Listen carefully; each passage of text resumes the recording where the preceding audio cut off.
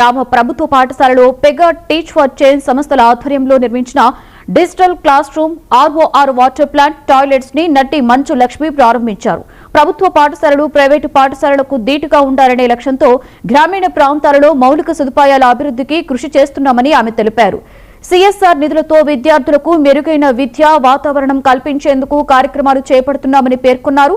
గ్రామీణ ప్రభుత్వ పాఠశాలను దత్తత తీసుకుని అభివృద్ధి చేసేందుకు సంస్థలు, దాతలు ముందుకు రావాలని మంచు లక్ష్మి పిలుపునిచ్చారు.